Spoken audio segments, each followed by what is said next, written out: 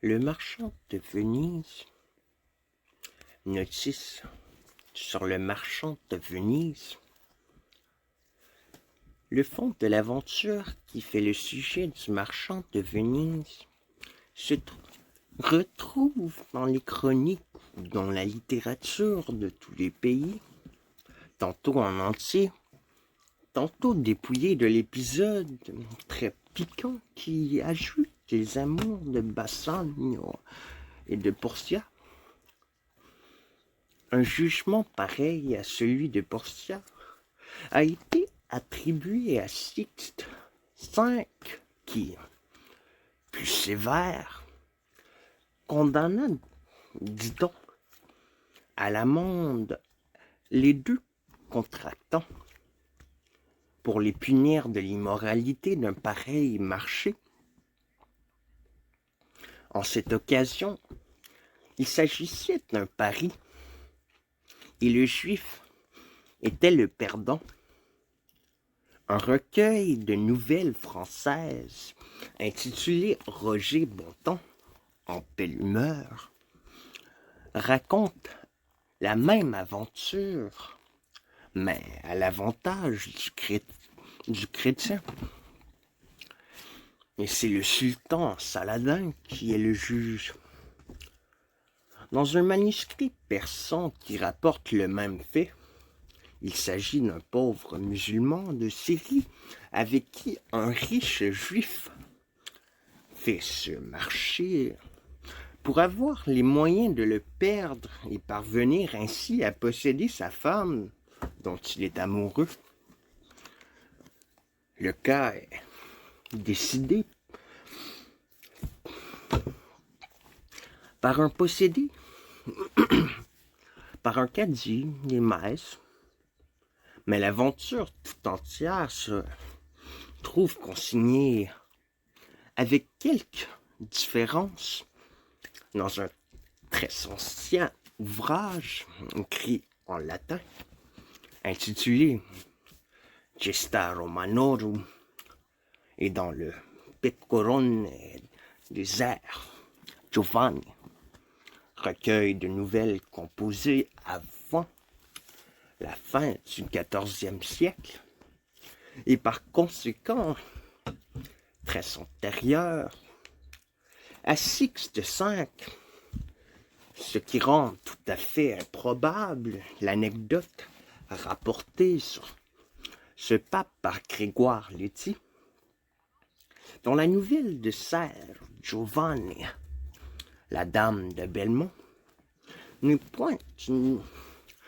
jeune fille forcée de soumettre son choix aux conditions prescrites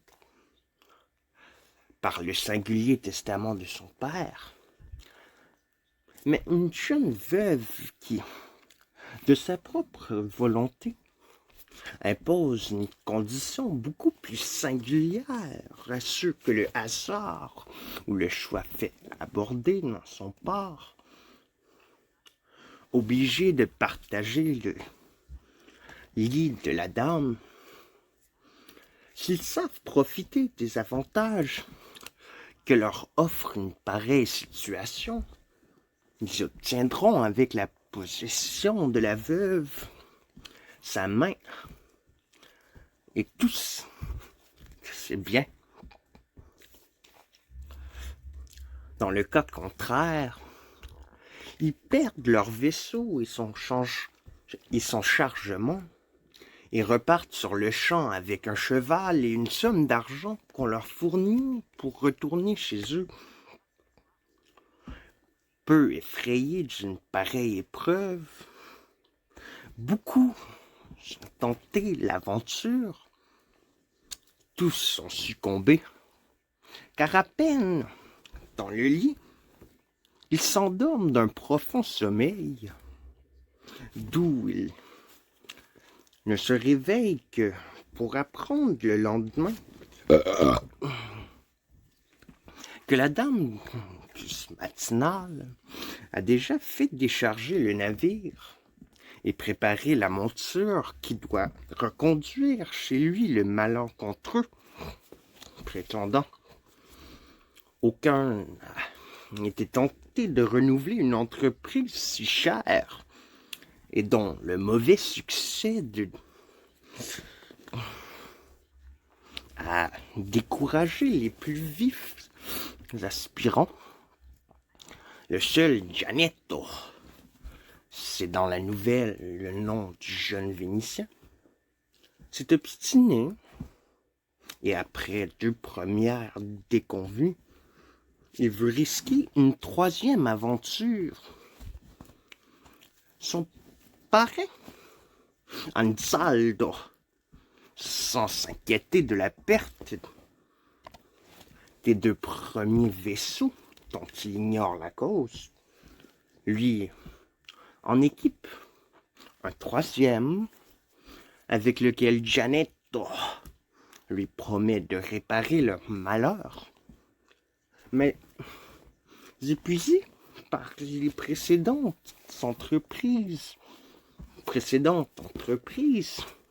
il est obligé pour celle-là d'emprunter à un juif la somme de 10 000 ducats, aux mêmes conditions que celles qu'impose Shylock à Antonio. Gianetto arrive et, averti par une suivante de ne pas boire le vin qu'on lui présentera avant de se mettre au lit, il surprend à son tour la dame qui, fort troublée d'abord de le trouver éveillé, se résigne cependant à son sort et s'estime heureuse de le nommer le lendemain son époux. Gianetto, enivré de son bonheur, oublie le pauvre Ansaldo jusqu'au jour fatal de l'échéance du billet. Un hasard le lui rappelle alors. Il part diligence pour Venise et le reste de l'histoire se passe comme l'a représenté Shakespeare. On conçoit aisément la raison et la nécessité des divers changements qu'il a fait subir à cette aventure. Elle n'était cependant pas tellement impossible à représenter de son temps sur le théâtre qu'on ne puisse croire qu'il a été induit à ces changements par le besoin de donner plus de moralité à ses personnages et plus d'intérêt à son action. Aussi, la situation du généreux Antonio, la peinture de son caractère si dévoué, courageux et mélancolique à la fois, ne sont-elles pas l'unique source du charme qui règne si puissamment dans tout l'ouvrage?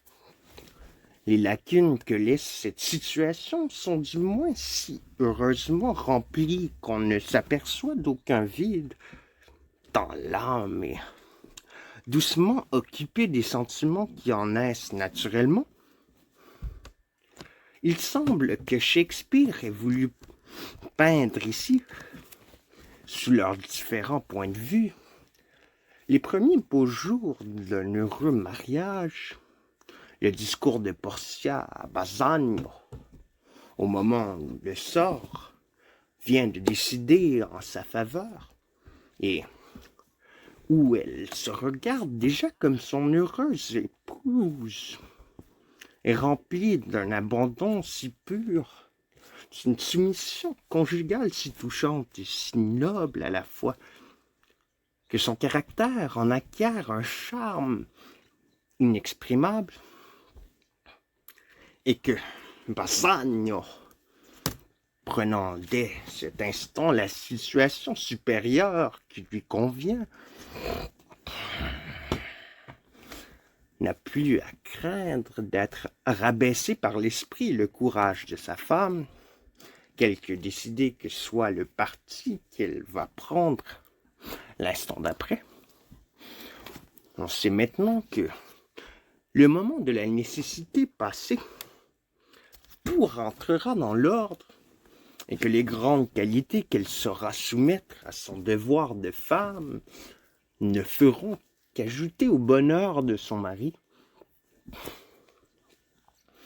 Dans une classe subordonnée, Lorenzo et Jessica nous donnent le spectacle de ce tendre badinage de deux jeunes époux.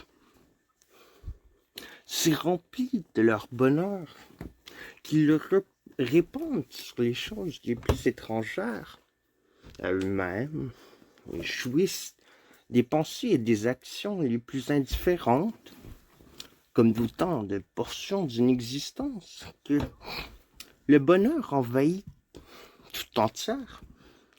Cet entretien de Lorenzo et de Jessica, ce jardin, ce clair de lune, cette musique qui prépare le retour de Portia, de Bassanio et l'arrivée d'Antonio dispose l'âme à toutes les douces impressions que fera naître l'image d'une félicité complète dans la réunion de Portia et de Bassanio au milieu de tous les amis qui vont jouir de leurs soins et de leurs bienfaits. Shakespeare est presque le seul poète dramatique qui n'ait pas craint de s'arrêter sur le tableau du bonheur. Il sentait qu'il avait de quoi le remplir. L'invention des 3 coffres, dont l'original se trouve aussi en plusieurs endroits, existe à peu près tel que l'a employé Shakespeare dans une autre aventure des Gesta Romano, si ce n'est que la personne soumise à l'épreuve est la fille d'un roi de la Pouille qui, par la sagesse de son choix, est jugée digne d'épouser le fils de l'empereur de Rome. On voit par là que ces Gesta Romano ne remontent pas précisément au temps antique. Le caractère du juif Shylock est justement célèbre en Angleterre. Cette pièce a été représentée avant 1598. C'est ce qu'on sait de plus certain sur sa date. Plusieurs pièces sur le même sujet avaient déjà été mises au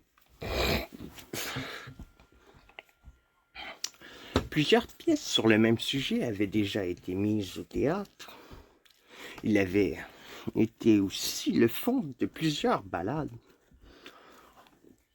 En 1701, M. Granville, depuis Lord Lansdowne, remis au théâtre Le Marchand de Venise avec des changements considérables sous le titre du Juif de Venise.